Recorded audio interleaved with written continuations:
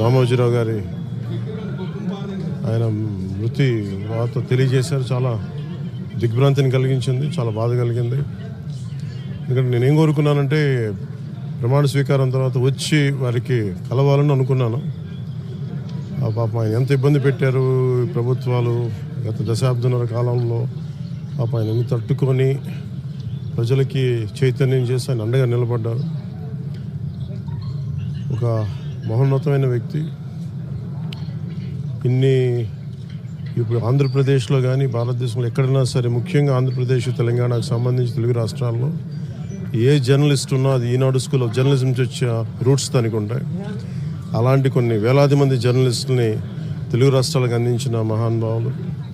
అలాగే తెలుగు చిత్ర పరిశ్రమకు సంబంధించి కూడా ఈరోజు ఇంత ఇన్ఫ్రాస్ట్రక్చర్ ఇక్కడ డెవలప్ చేశారంటే అది హైదరాబాద్లో ఎంత అద్భుతంగా తెలుగు చిత్ర పరిశ్రమ ఉందంటే ఆయన కాంట్రిబ్యూషన్ చెప్పలేను. ఇలాంటి చేస్తున్న వ్యక్తిని ప్రభుత్వాలు గత 15 సంవత్సరాల్లో చాలా ఇబ్బంది పెట్టినాయి. వాటన్నిటినీ తట్టుకొని ఆయన్ని ఇబ్బంది పెట్టిన ప్రభుత్వాలు ఈరోజు లేవు.